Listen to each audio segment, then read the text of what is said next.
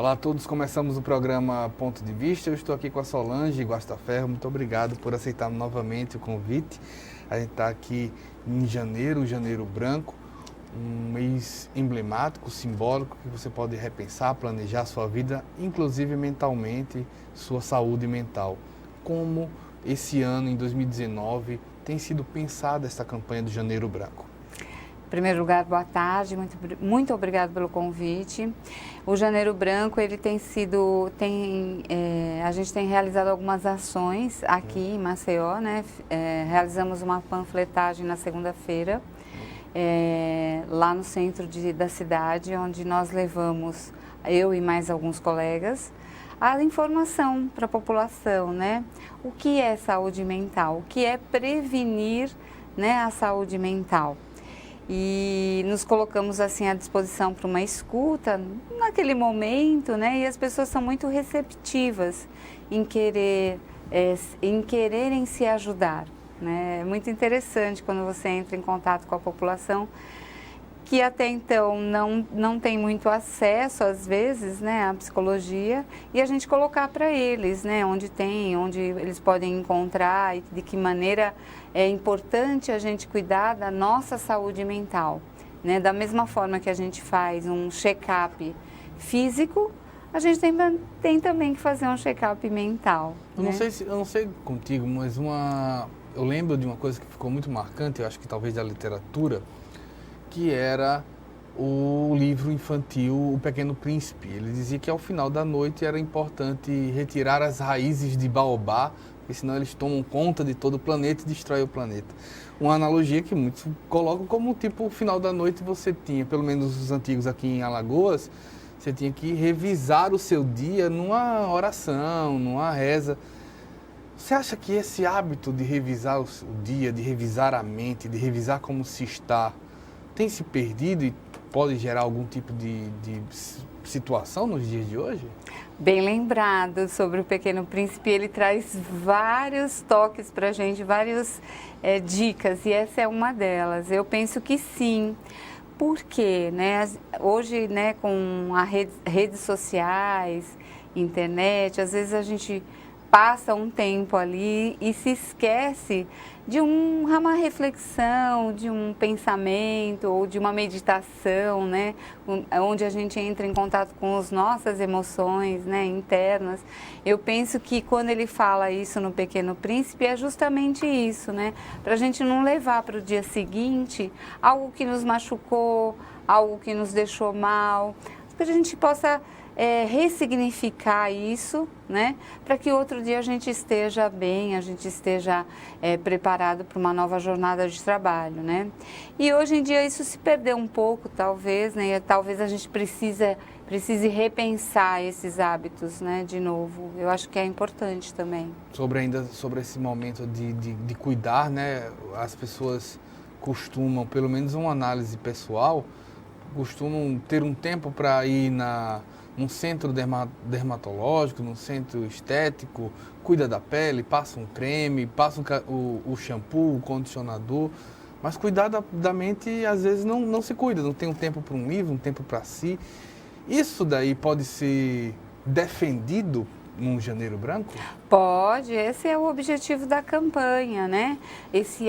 A gente ter o autocuidado, né?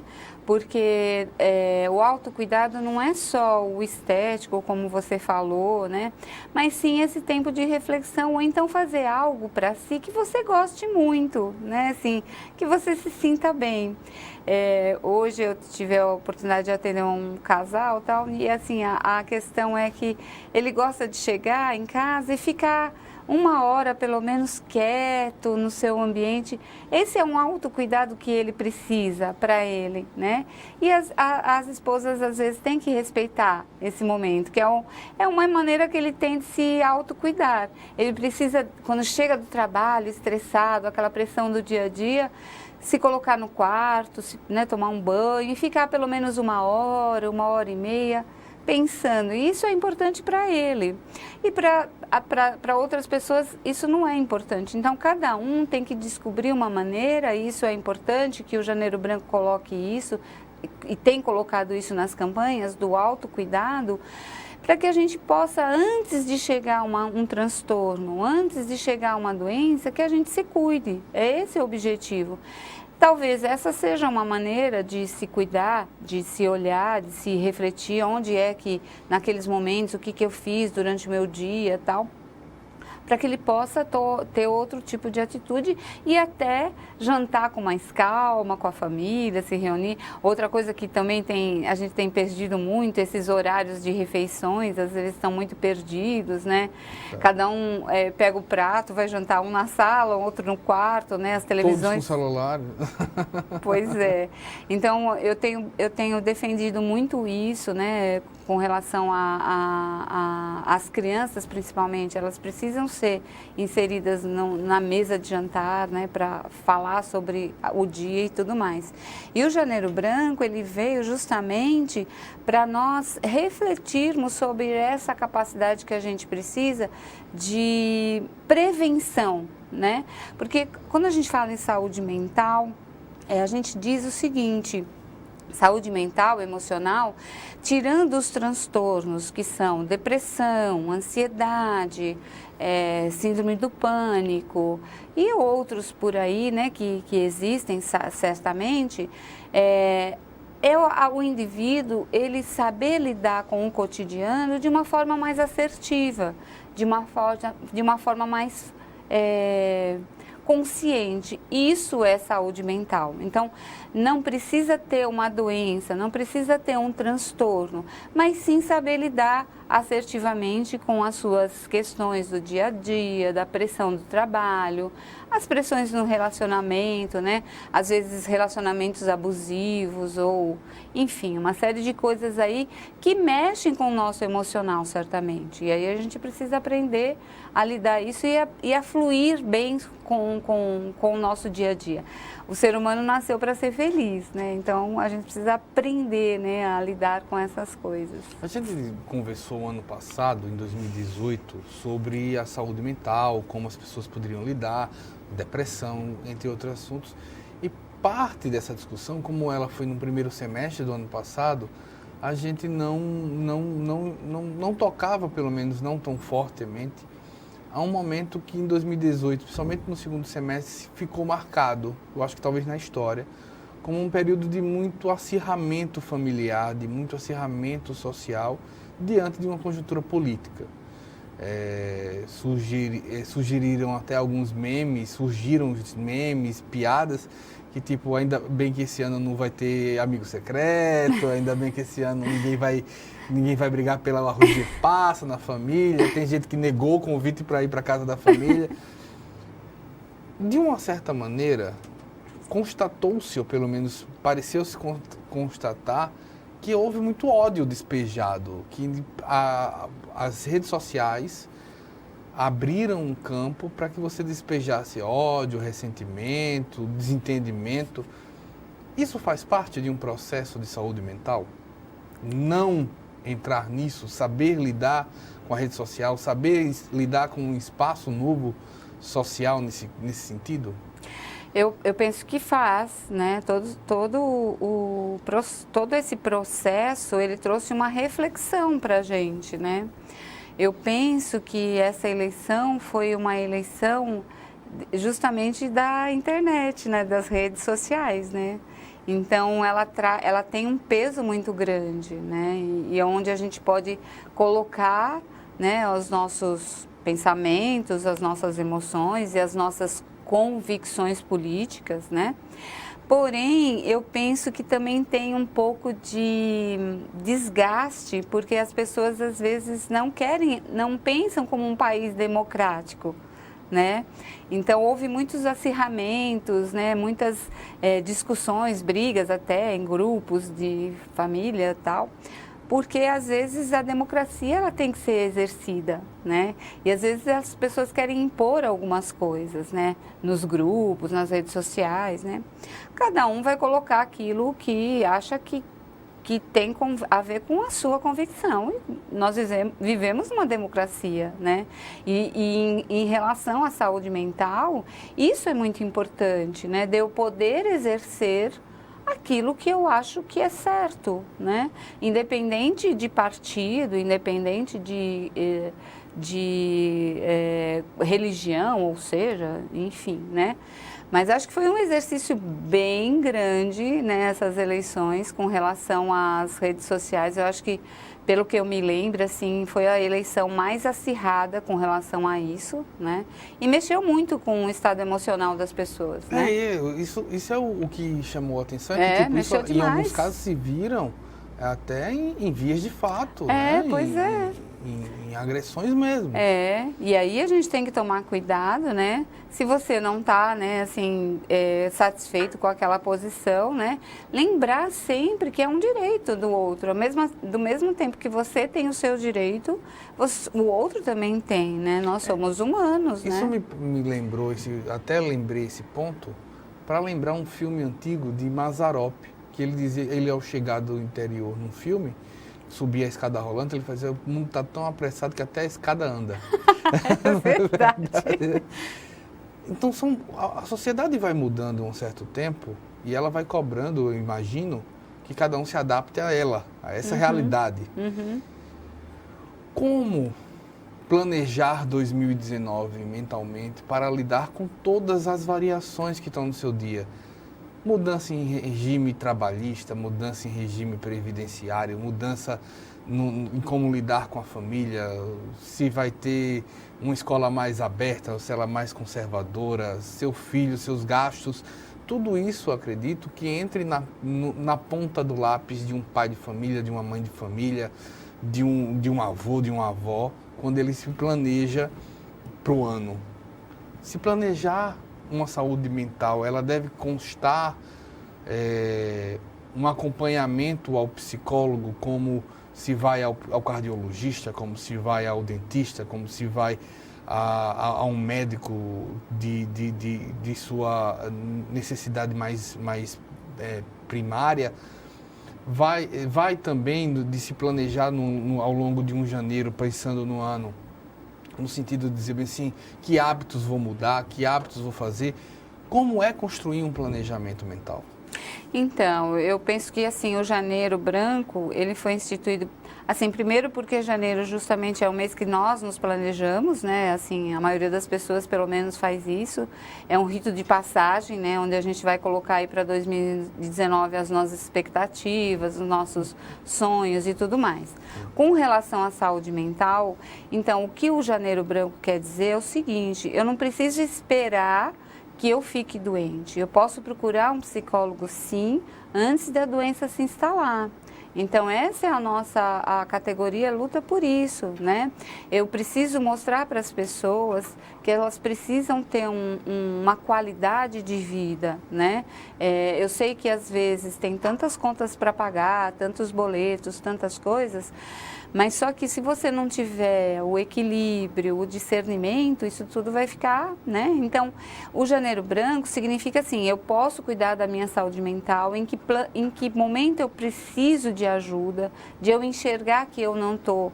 Porque assim, existe um estigma muito grande, né? Com a psicologia, quem vai ao psicólogo é doido, porque está doido. Ainda tem isso. Ainda tem isso. E a campanha veio para desmistificar realmente isso. Então, se eu vejo que eu não estou me sentindo bem, que eu estou, sabe, aquele estresse, eu estou tratando mal minha esposa, estou sendo meio ríspido com os meus filhos, pera lá. O que está acontecendo comigo? Então, talvez o Janeiro Branco é para você colocar no seu planejamento que talvez seja necessário uma consulta, que talvez seja necessário um acompanhamento ou uma redefinição da sua qualidade de vida. Esse ano eu vou fazer atividade física, que está relacionado diretamente ao estado emocional. A gente tem pesquisas aí da neurociência que diz que quem pratica atividade física tem uma qualidade de vida melhor, um cognitivo melhor, um pensamento melhor. Então, isso ajuda muito. Então, vamos planejar para 2019 isso, né? Uma atividade. O que eu posso fazer em termos do meu propósito de vida?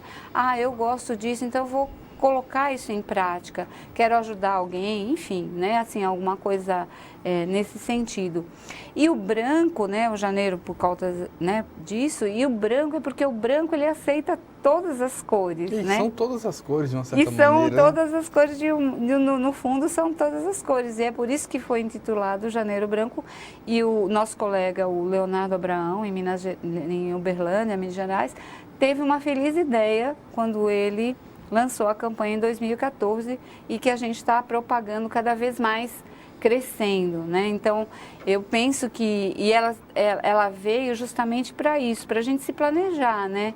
O que eu fiz em 2018 que não deu certo, né?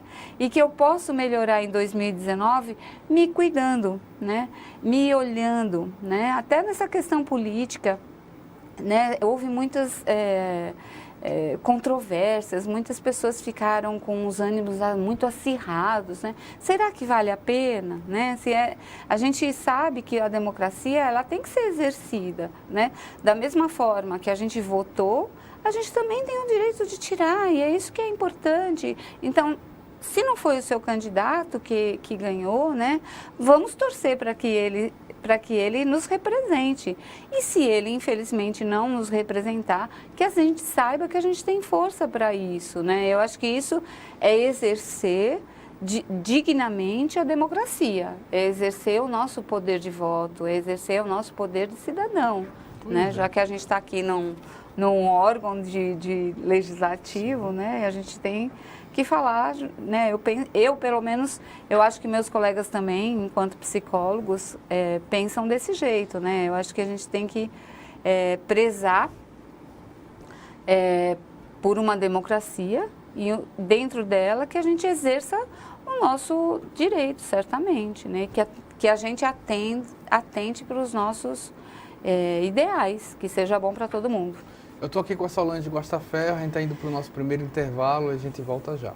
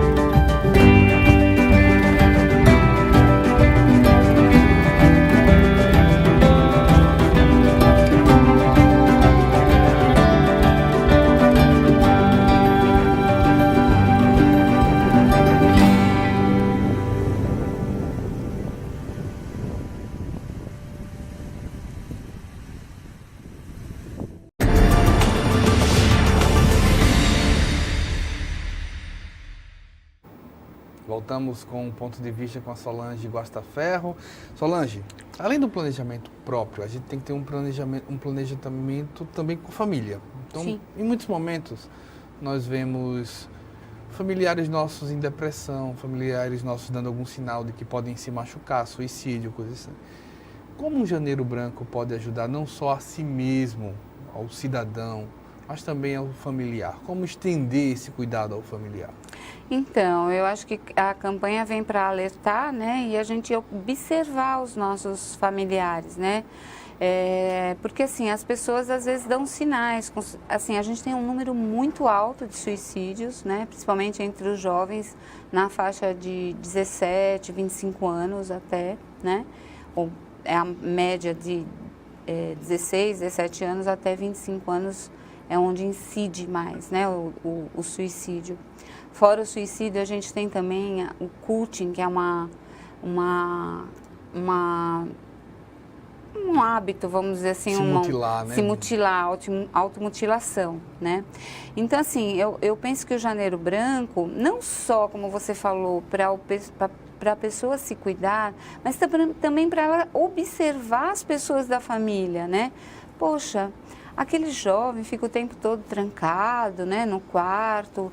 É hábito hoje dos adolescentes ficarem trancados no quarto, mas a gente observa que mudou o comportamento, que não quer sair, que tem... Então, de a gente se aproximar e oferecer ajuda, né? De um vizinho, de um amigo, oferecer um escutar, né? Uma escuta.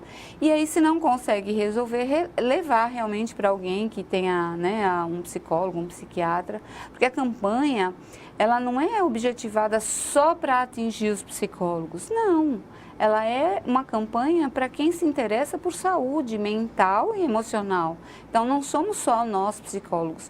Ela é encabeçada pelo nosso Conselho Regional de Psicologia. Foi um psicólogo que teve essa ideia, essa feliz ideia, mas ela deve ser aderida por todas as pessoas que estão na saúde, que fazem parte da saúde, médicos, enfermeiros, fisioterapeutas, porque estão em contato com a população que está doente, e às vezes o médico, numa emergência, ele pega casos de crise de ansiedade. Né? E ele percebe isso, né? E hoje ele encaminha para os psicólogos, né?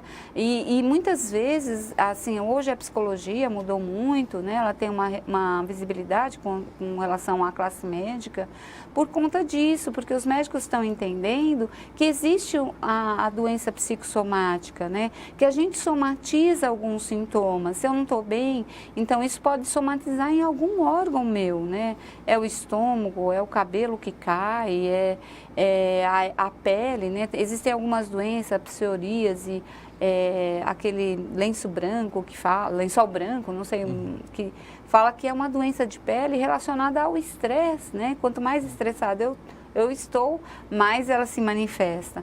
Então, hoje a gente entende que a psicossomática, ela tá, porque nós somos um ser biopsicossocial. Assim, e a história, de uma certa maneira, às vezes a gente não consegue enxergar, pelo menos eu acredito, é uma opinião, queria que você comentasse.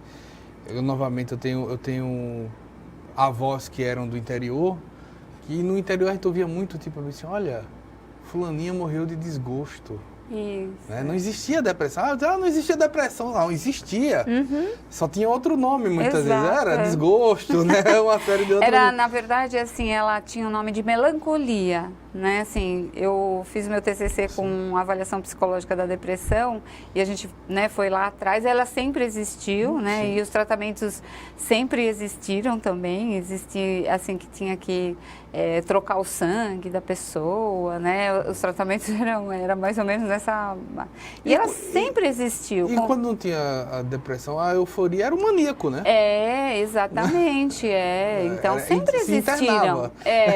Se trancava e acabou. A esquizofrenia, né? Então, todas essas doenças já existiam, não é que é de agora.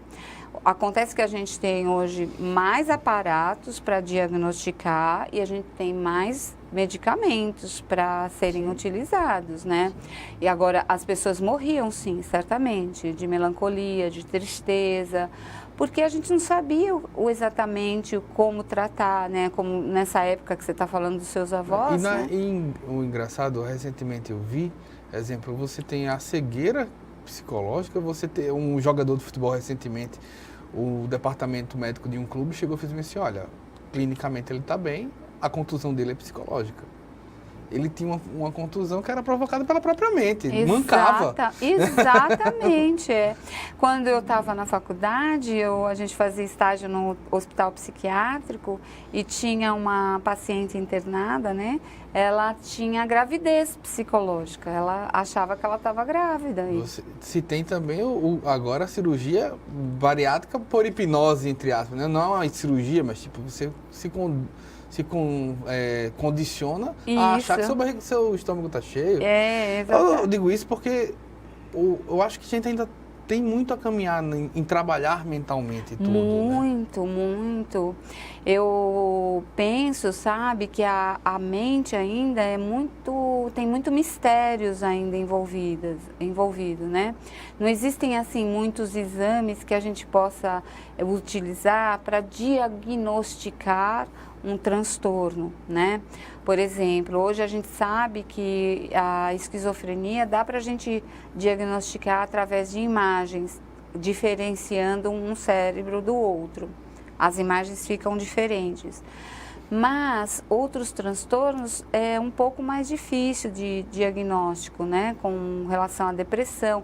Não existe assim um exame de sangue que fala, a pessoa está depressiva. Não existe um exame de sangue que fale, a pessoa está com um TAG, transtorno de ansiedade generalizada. Além desse diagnóstico, doutora Solange, não tem também uma dificuldade maior de se encontrar muitas vezes? Porque me permita dizer, eu fico dizendo, se você tem uma dor de coluna, além dos tratamentos de coluna, dependendo, é normal que o ortopedista, o fisiatra, o fisiologista, diga para você o seguinte, ó, você tem que fortalecer a coluna. Você vai a uma academia, um pilates ou qualquer coisa, ele vai dizer, ó, o exercício para fortalecer a coluna é esse daqui. Então você vai de 7 da manhã às 8 da manhã, você vai fazer esse exercício todos os dias. Se você tem um problema, sei lá, uma depressão pós-parto, não existe um exercício, um exercício nesse sentido? Tipo, vai fortalecer esse músculo aqui. Não tem. Mas tem os tratamentos, né, assim, que a gente fala, pode entrar com medicamentos, que seria a parte do psiquiatra, né? Sim. E nós, psicólogos, através da terapia, né? Através da psicoterapia, onde a gente vai... Essa seria a musculação. Essa seria a musculação. Porque, assim, a terapia, ela é, na verdade, uma escuta diferenciada, né? Porque o terapeuta, ele não está ali para julgar ou para recriminar, como muitas vezes as pessoas, né, tem pessoas que ainda não entendem a depressão, né, é bobagem, é frescura, né, e não é isso, né, existe uma disfunção cerebral que não dá para ver ainda, mas eu acho que ainda a gente vai chegar lá. Existem uma diminuição dos hormônios da alegria, do entusiasmo, e isso cai, né? E que a gente fica realmente muito triste, muito deprimida. E assim, a depressão, esses dias precisam ser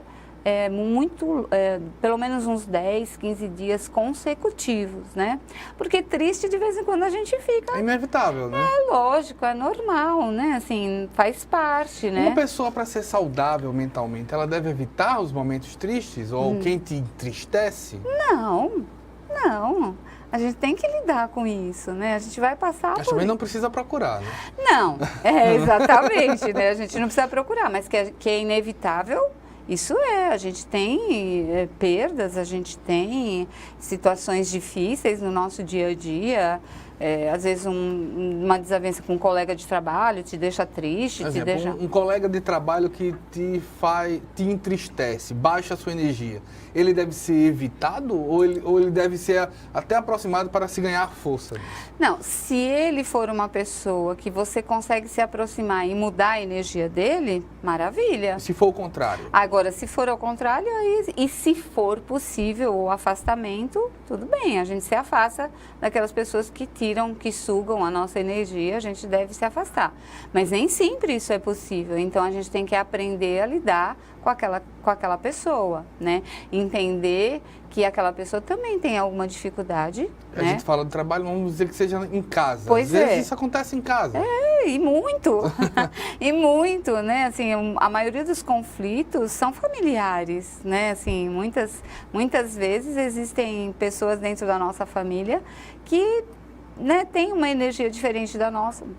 Por algum motivo, não sei, né, qual é a questão, mas muitas vezes existe esse relacionamento de pai com filho que não se dá bem, né, com mãe, né, e aí, né, assim, não dá para afastar, né, não dá para excluir. Então nesse caso... De emprego se muda, de família não, né? Pois é, nesse caso você tem que incluir, né, em você aceitar, né, ressignificar isso para a sua vida poder fluir, porque...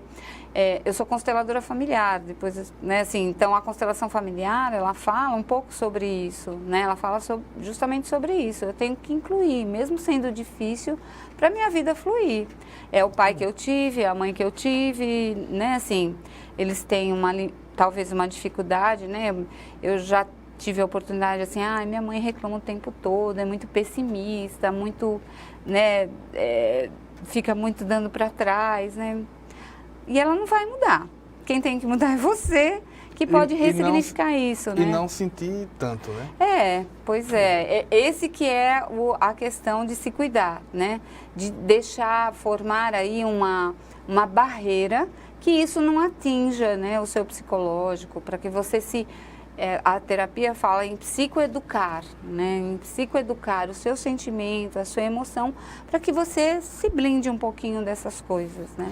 Solange Costa Ferro, mais uma vez, muito obrigado. Eu que agradeço. Só queria deixar que a gente vai fazer uma outra ação, dia 27 de janeiro agora, Sim. na praia, na Orla. Todo mundo está convidado, né?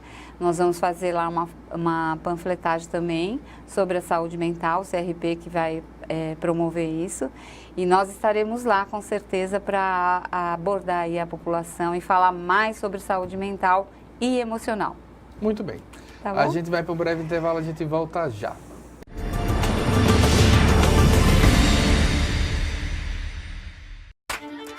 O governo federal, por meio do Ministério do Esporte, desenvolve mais de 10 programas e projetos sociais que levam o esporte para milhares de brasileiros por todo o país. Segundo Tempo promove o desenvolvimento integral de crianças e adolescentes. Brincando com o esporte, transforma férias em diversão e aprendizado. Delas, traz empoderamento e força para as mulheres. Esporte para todos. Participe dos programas. Acesse o site, saiba mais.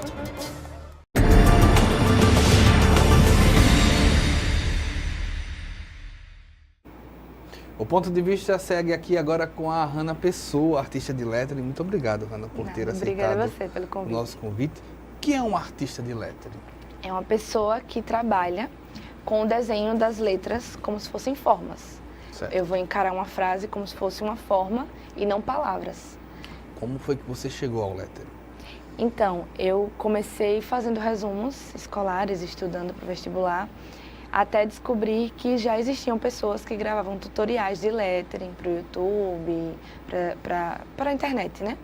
E aí eu comecei testando, fazendo, descobri que era uma profissão, fui descobrindo que muita gente fazia, que tinha nome, aquelas letrinhas bonitinhas que eu fazia em casa, e aí acabei levando a sério, fazendo cursos, fui me especializando, estudando e virou profissão. Quando a gente imagina o lettering hoje, para quem ainda não está ligando o nome à pessoa, a gente vai mostrar um dos letterings aqui da Hanna. A gente mostra aí, esse daí é aonde, Hanna? Esse é no Hotel Hits Suites e é uma parede para o descanso dos funcionários. Então teve todo um propósito nessa parede de colocar as palavras que os próprios funcionários sugeriram. Certo. Então vamos lá. Quando começa, o lettering é o desenho das letras e da composição que o acompanha. Isso, da composição inteira. Então é todo um estudo que eu faço na parede. Eu vou medir, eu vou tirar foto antes do local, eu vou descobrir a paleta de cores do local antes para poder combinar com o lettering. E depois eu vou fazer um sketch, né, que é um esboço, através de alguns estudos, de acordo com o cliente, do que o cliente vai querer, e leva à aprovação, né? Quando a gente analisa isso, antes de tudo, que tipo de material você utiliza? É um ambiente físico, não é digital. Então, que tipo de material você utiliza? Eu utilizo uma caneta que ela tem tinta acrílica fosca e ela não é à prova d'água, né? Mas é como se fosse tinta de parede, só que está ali dentro da canetinha. Então, é o material que eu vou buscar para fazer as paredes. Então, antes de virar essa obra, você já fez todo um estudo antes. Você já trouxe, tem um esboço, já sabia onde cada coisa ia entrar. Inclusive, antes de fazer na parede com a tinta, faço tudo de giz, depois apago o giz, deixo bem clarinho, para ficar tudo perfeito como está no papel. Certo. Quanto tempo leva para fazer um lettering como esse? Olha, essa parede ela tem 6 metros, mais ou menos. Acho que levou umas 6 horas, 6, 7 horas para fazer direto, assim, sem parar. O que te inspira? Como você vai buscar inspiração para criar um cenário como esse? Então, a minha inspiração vem de outras mulheres, principalmente que fazem lettering, que eu admiro muito. E depende do que o cliente quer, do ambiente. Por exemplo, essa cliente ela queria um ambiente que fosse aconchegante, então eu já trouxe os quadrinhos, que toda casa tem um quadrinho na parede pendurado, trouxe os vasinhos de planta, trouxe ali uma mesinha que está ali embaixo. para poder aconchegar, né, aquele aconchego. Então, geralmente eu faço uma pesquisa sobre elementos que eu quero inserir de acordo com o que está proposto, né? E no caso nesse era o aconchego, era passar mesmo assim, como se estivesse em casa, uma parede de casa. Precisa ser em qualquer tipo de tinta? Tem tipo de parede? Então, não, só chapiscado, que aí fica mais difícil, né? Mas dá até pra criar de repente, dá pra criar, né? Mas não vai ficar assim tão perfeito como uma parede lisa, né? Chapiscado é o único que complica, mas no mais... O resto dá pra trabalhar direito. Qual foi o trabalho mais desafiante que você teve? Até agora foram as asas de pizza. E no mesmo ambiente, no mesmo estabelecimento, eu fiz também a minha primeira parede grande. Então, assim, foi no mesmo local que eu tive meus 2 maiores desafios, foi numa pizzaria. Sobre a parede de pizza, a gente tem um vídeo da Hannah fazendo a parede de pizza. Isso. Que a gente pode mostrar para vocês. Foi o primeiro desafio? A parede de pizza foi um grande desafio nesse sentido? Foi, porque eu não sou ilustradora. E aí o cliente queria que fosse uma pizza desenhada na parede em forma de asa. E eu, como é que eu posso fazer isso? Então aí eu fui pesquisar, peguei referências de imagens, claro, tudo se inspira, né? Nada criado do zero. Então eu fui fazendo. Na verdade, no final das contas, eu nem sei como foi que eu fiz. Eu só fui pintando e estudando as cores e no final deu certo, graças a Deus. Mas foi assim, de longe, o que eu mais tremi para fazer. Quanto tempo? Foi umas 8 horas. Umas 8 horas. Umas 8 horas. Deixa eu consultar a nossa direção. Diretor, já temos o vídeo? Já temos o vídeo? Tá colocando. Já a gente mostra o vídeo também. Mostrando que essa arte, podemos dizer que é uma arte em alta no Brasil, o lettering? Na verdade, é uma arte em alta no mundo todo. O lettering, muita gente me pergunta assim, mas daqui a pouco ninguém vai lembrar. Mas, na verdade, é que ninguém sabia que era lettering. Desde sempre foi lettering, a gente que não conhecia. Então, assim, onde você encontrar uma frase que esteja personalizada, ou seja digital ou feito à mão, aquilo ali é lettering. Então, sempre existiu e nunca vai deixar de existir. Me permita fazer um raciocínio e você pode mostrar onde tem erro, se tiver erro nesse raciocínio. Certo. Se você tiver em casa querendo fazer um texto, uma arte, em que esse texto tenha ligação entre as linhas, dificilmente você vai encontrar uma tipografia que se junte todinha, né? Tipo o A juntando com o V, com o I para depois virar um avião, não tem essa ligação. Geralmente, para conseguir o efeito de uma caligrafia contínua, tem que ser feito em lettering. Em lettering ou caligrafia, mas a questão do lettering é a composição da frase, né? A tipografia, ela foi feita para ser replicada, né? E separada. E separada. Os tipógrafos fazem aquela fonte para todo mundo utilizar, digamos assim. Sim. Os calígrafos fazem aquela fonte à mão, geralmente com a caneta pena, que geralmente é para casamento, que é aquela letrinha mais que tem uma ordem a seguir. O lettering não tem uma ordem, não tem jeito, tanto que eu escrevo de trás para frente. Você escreve de trás para frente? Geralmente eu prefiro para não borrar, porque eu sou canhota. Então, para não borrar, eu prefiro escrever a palavra de trás para frente, porque se for ao contrário, eu posso ir borrando, né? A parede ou o papel. Entendo. Mas sim, o lettering geralmente é a solução. Você falou de cartões. A gente vê muito hoje as artes, pelo menos replicadas, em canecas, em quadros, em peças de porcelana. Isso. Que mais espaços o lettering pode ocupar? Há muitos editoras de livros para fazer as capas, com bandas que precisam de uma personalização, programas de TV que precisam de uma abertura mais criativa. Qualquer lugar onde uma frase seja escrita, pode aplicar o lettering. Exatamente em tudo, se você pensar. Rótulos, cadernos, material escolar, é muito grande assim, a gama, né? Você criou um Instagram, que a gente pode mostrar aqui também, do qual nós tiramos algumas dessas imagens, que é o lettering da Hannah, né? Você bota L-E-T-T-E-R-I-N-G da Hannah, não é isso? Da H-A-N-N-A, Hannah, e você vai ver muitos dos trabalhos da Hannah. A gente mostra mais uma imagem aqui, que a gente pode ver do Instagram dela. Me conta sobre essa imagem. Essa foi uma junção de duas artes, na verdade, porque tudo que eu faço eu digitalizo. Então eu fico com a possibilidade ainda de modificar a arte ali no computador. Então essa foi uma arte que eu fiz. A frase foi para uma tia, as flores foi para minha mãe e uma cliente gostou dos dois. Então eu fiz, espera aí, vou juntar os dois. E é uma frase Ho'oponopono, que chama esse... Como é que se chama? Ho'oponopono. É como se fosse um lemazinho, assim, não sei se ele é chinês, eu sei que ele é oriental. E sobre ele foi para uma cliente muito especial, ela adorou. É um quadrinho, ainda tem essa gama de decoração, né? Exato. Que a gente não falou. A gente pode agora mostrar o que a gente estava conversando, o vídeo da Hannah fazendo a parte aí das pizzas, asas, né? As asas de pizza. Deu muito trabalho fazer isso. Até minha mãe ajudou. Essa é minha mãe, ela sempre vai comigo fazer as paredes.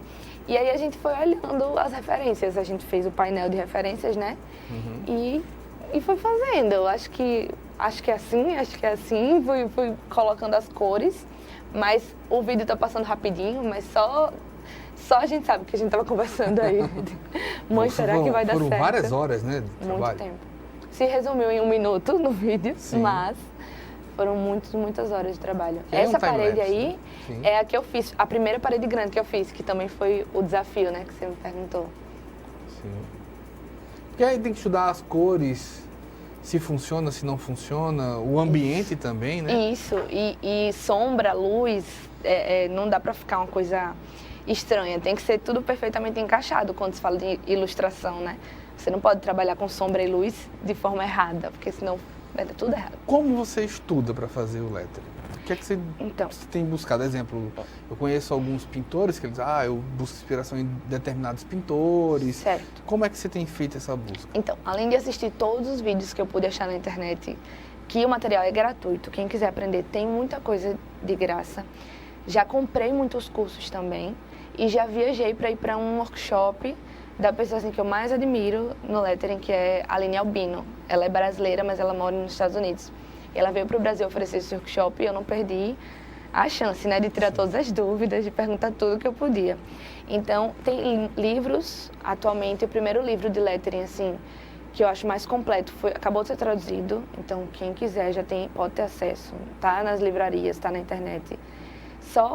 Literalmente só procurar, assim. Eu faço workshop também, ofereço workshop. Sim. Algumas turmas eu já fiz ano passado. Então, a melhor forma é treinar e como tem sido essa recepção ao seu workshop? Então, o pessoal gostou muito.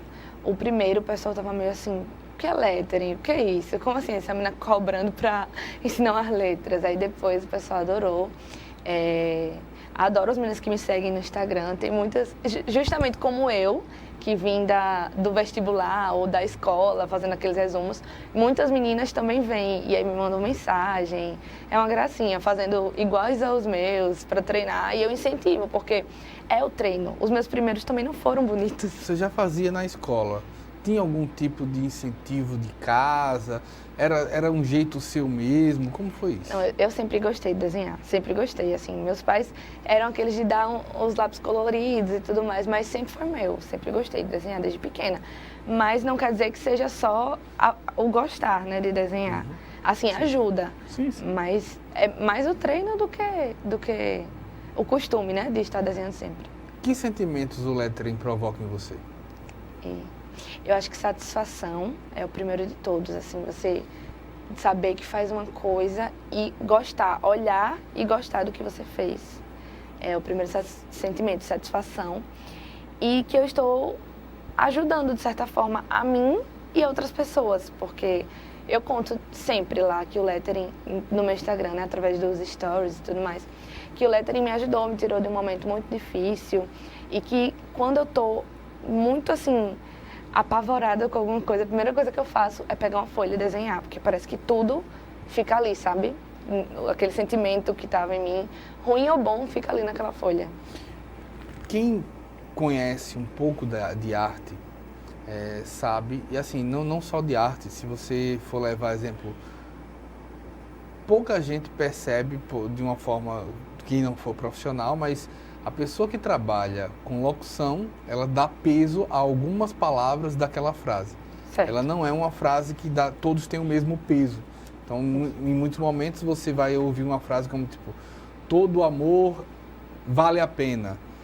A palavra amor, para quem faz a locução, provavelmente vai ter um peso maior. Então, todo amor vale a pena. E isso acontece da mesma maneira no lettering, não acontece? Da mesma maneira, igualzinho. A gente tem uma parte do lettering que eu falo para as meninas no workshop, que são os thumbnails, que a gente chama. Certo. É quando a gente vai fazer o peso das palavras e a divisão de como elas vão ficar no papel.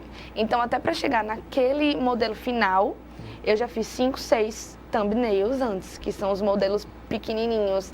E aí eu vou distribuindo, eu pego a frase, seja você mesmo, por exemplo. Eu vou escolher destacar, seja você. E aí, que é o que vai impactar. E aí aquela palavra vai estar maior, aquela palavra vai estar em destaque, ela não pode estar menor que as outras. Até isso é pensado. Eu acho que é fantástico, me permita saber a sua opinião.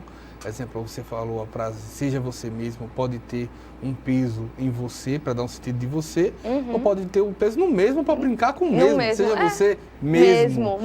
Exatamente. E o lettering é isso, no final das contas, é você fazer o que você quer naquela folha. Claro que existem técnicas, existem maneiras de transformar aquilo mais harmônico, mas ninguém vai falar que está errado ou certo. Eu brinco que não existe errado ou certo no lettering. Existe o seu jeito e o meu jeito. Como o lettering pode brincar, se comunicar com uma ilustração? De várias formas. Eu faço mais para guardar para mim, né? Mas ontem mesmo eu desenhei, estava desenhando uma que era um banho bem quentinho. Então eu fiz a ilustração da menina tomando banho e as gotinhas das palavras estavam as palavras descendo. Um banho bem quentinho, como se fosse caindo a gotinha na cabeça dela, as palavras, né? De várias formas dá pra misturar. E, inclusive, eu acho muito bonito. Quero muito apostar em 2019 na ilustração, junto com o lettering, porque fica muito bonito. Um lettering que traga um bom humor é um lettering que ganha mais extensão do que um lettering romântico, por exemplo? Depende da ocasião. Eu acho que assim, depende da situação que você vai aplicar a frase, né?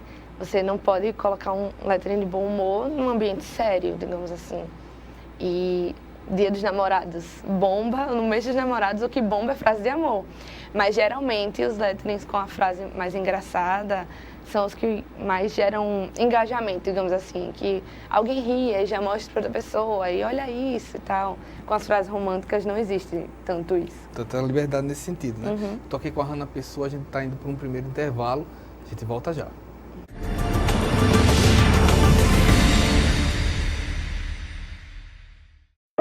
Toda foto ele tá sorrindo. Ele é muito carinhoso, ele é tudo pra mim. Eu não me imagino viver sem ele. Era o caçula, tinha pouco tempo que tinha parado de mamar, então aquilo tudo parecia que era mentira, né? Uma criança daquele tamanho ia ter um câncer. O grande problema do câncer infantil é porque a grande maioria dos sintomas são muito parecidos com sintomas de doenças normais da infância. Existe, criança pode ter câncer, mas hoje não é mais uma doença fatal, é uma doença tratável. O diagnóstico foi rápido, a equipe médica deu todo o apoio e hoje a gente pode comemorar a vitória. Eu estou muito feliz pelo progresso dele, por tudo que ele anda agora fazendo e antes ele não podia fazer. Então agora ele está caminhando a cura dele. Falta pouco. É um amor, é uma vitória para mim e para ele.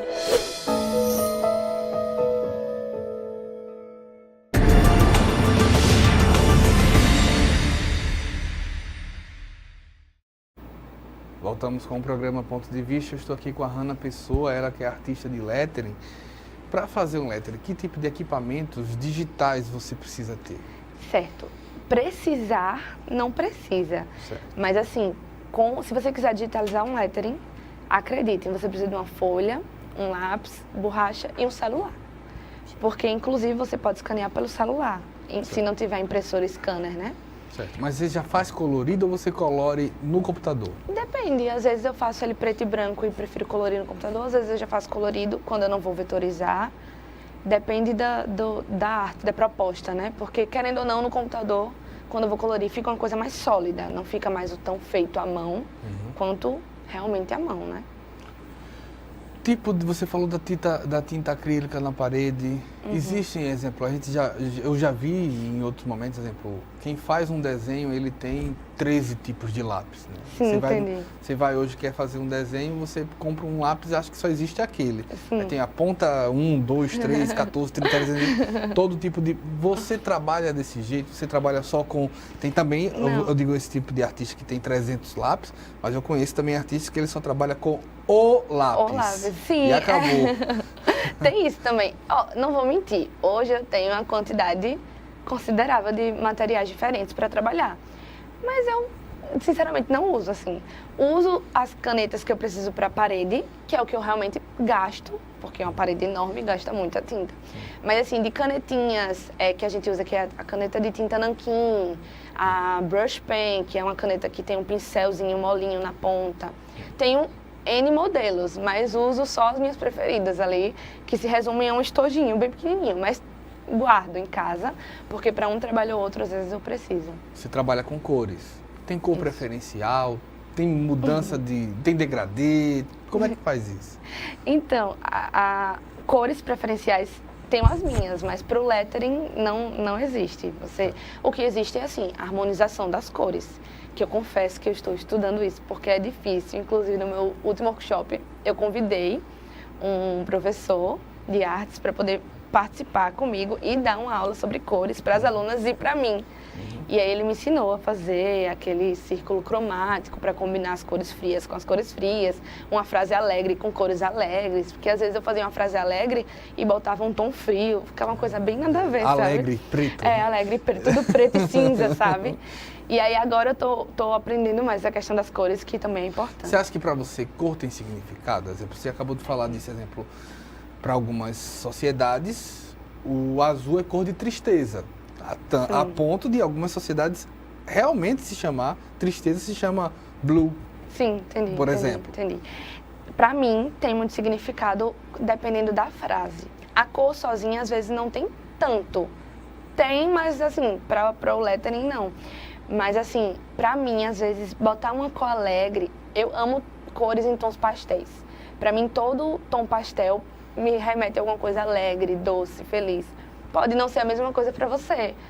O tom pastel para você pode remeter a algo mais calmo, frio. Mas eu acho que a cor tem que combinar com o lettering que está sendo proposto ali. Senão, fica uma coisa estranha. Eu acho engraçado, assim, eu estou dizendo do sentimento da cor, porque se você for colocar uma pessoa toda de preto... Sim. E botá-la em algum lugar, você vai sempre encontrar alguém que vai remeter a um luto, a um momento de dor, a um momento... E o branco a um momento de paz. Tranquilidade. Se você for para a parte oriental do mundo, você vai ver que é o contrário. É o contrário, na verdade. É uma questão mais de costume e cultura, né? E estereótipo também. Eu sou uma pessoa que só uso preto e branco, praticamente só uso preto e branco. Não é time não, né? Não. Eu expulsei a última entrevistada que disse que era time. Nem de futebol eu entendo, só sei quando é gol. Mas, e olhe lá, mas só uso preto e branco, mas pelo contrário, eu sou uma pessoa muito alegre e que gosta de conversar. Na minha vida pessoal, as cores não têm tanto esse impacto quanto no desenho. Mas realmente, às vezes, uma cor fala muito sobre o artista dentro de uma composição. Entendo. Vamos falar no sentido... Você falou do thumbnail, você falou de mural. Tamanho importa na hora de compor um lettering? Importa. Quanto maior a escala, mais difícil é. Para mim e para a maioria. É uma opinião meio que geral. Certo. Quanto maior a escala do lettering, mais difícil vai ser você centralizar, porque precisa, sabe? Às vezes as pessoas vão para o workshop achando que vai ser só tipo, a parte divertida de desenhar. E aí, quando são muito novinhas, 10, 11 anos, aí chega lá e tem que medir, aí tem que botar cada letrinha e não sei o quê. Faz, tia, é a parte chata. E realmente tem, porque quando você passa... Eu recomendo sempre começar a desenhar numa folha A5, né? Que é aquela de 10 por 20, 15 por 20 centímetros. É uma tradicional, que se chama chamex dobrado. Chamex, isso, vulgo chamex dobrado. E aí você vai aumentando de acordo com que você for ficando mais confiante, que se o seu traço for ficando mais firme, você vai aumentando até chegar na parede. E o que é, no caso de um A5, o que é também o desafio de escrever um lettering pequeno? Também, ao mesmo tempo, muito pequeno, também é difícil. Eu acho que o menor que eu já fiz foi transferir para uma porcelana, porque é bem pequena, né? Sim. E no começo foi um desafio tanto, a minha mão não parava quieta, saía tudo tremida. Com o tempo acostuma. Tudo dentro do lettering é treino e insistir na prática. Eu vou lhe fazer uma pergunta de resposta impossível. Ai, meu Deus. Quanto tempo você gasta fazendo lettering? Ou já gastou, você tem ideia?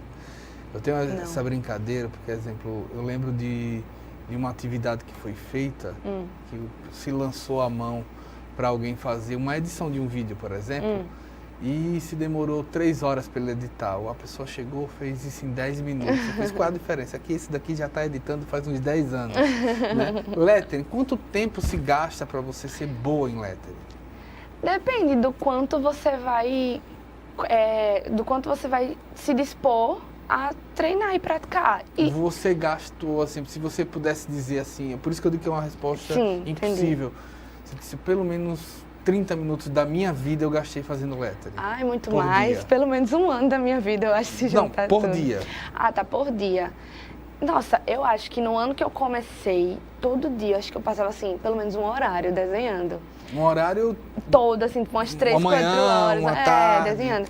Depois, com o tempo, você vai se acostumando. Seus pais faliram com a tinta? Não, com certeza. Não, eu mesmo fali, assim. Depois que eu fui pro workshop em São Paulo, voltei falida, que eu acho que pra sempre eu não consigo me recuperar Você comprou uma papelaria logo em seguida. Eu comprei 3 malas de canetas, assim, apenas. Mas acabou que eu fui dando muita coisa também, fui fazendo sorteio e percebi que foi demais, assim, passei do limite. Mas o tempo para ficar bom, eu acho que pelo menos uns 6 meses ali treinando, uma meia horinha, uma horinha por dia. O segredo é gostar de fazer também, né? Tem que gostar, gente. Se for nada que a gente não gosta, não vai ficar legal nunca. Se fizer o que não gosta, eu acho que não vai ficar legal nunca, na verdade. Qual o maior desafio que eu acredito que todo mundo tenha? Um jogador de futebol, ele quer bater falta, então ele sabe que o desafio dele agora é acertar naquela posição, daquele ângulo. Oi? Lettering. É ser encarado com seriedade, como uma profissão. Mas em termos de execução, o que é que você ainda acha que ainda não sabe fazer? Muita coisa. Quase tudo eu acho que eu não sei fazer. Eu não me considero, assim, profissional. Eu acho que eu estou num processo de estar me profissionalizando ainda. Muita coisa que eu faço, eu olho e... Nossa, parabéns, nota 0. Eu acho que o maior desafio para mim é manter a harmonia na composição, que eu acho que é a parte que eu cheguei, assim, que já sei como faz, já sei como produzir, já sei as cores que eu vou usar, já sei a frase, mas e aí, para harmonizar do jeito que está na minha cabeça, passar para o papel é complicado. Letras clássicas é um desafio? Sim, muito, porque uma letra clássica ela já foi replicada muitas e muitas vezes por muitos artistas, então para você reproduzir aquilo, acaba sendo um desafio, porque você vai fazer e não vai ficar igual, e alguém vai te dizer que não está igual, e aí, nossa, você já vai excluir a foto ali que você postou. É muito desafiante, principalmente para você fazer coisas que já existem. Qual, para a gente encerrar, os nomes que você citaria aqui, que são referências mundiais ou nacionais também? Certo. De lettering que você recomenda para a pessoa, além do seu workshop, você vai dizer quando é que vai ter o próximo? Ainda não está marcado. Não está marcado ainda. Marcado, mas aí eu pretendo marcar. Você pode saber em Lettering da Hanna. Isso, no meu Instagram. Então, mas quem está precisando, além de ter acesso ao YouTube, digitar como fazer lettering. Isso. Dá a gugada, né? Dá a gugada, famoso. Onde quem seguir no Twitter, no Instagram. Gente, sigam aí. Além da Hanna. Prepara as canetas. Aline Albino, que o Instagram dela é by Aline Albino, e é a minha maior referência, assim, foi quem eu fui para a aula dela, né? Certo. E aí Marina Viaboni, que foi o meu primeiro contato com o lettering, ela também faz ilustrações maravilhosas, e engraçado que uma tem um estilo totalmente diferente da outra, que já é totalmente diferente do meu. Bruna Zanella, são maravilhosas as artes dela, e Bru Pasquarelli. é o Instagram dela, Bru Pasquarelli. São 4 mulheres incríveis, tem outras também, mas assim, acho que quem eu mais tenho contato, quem eu mais me inspiro, são essas 4.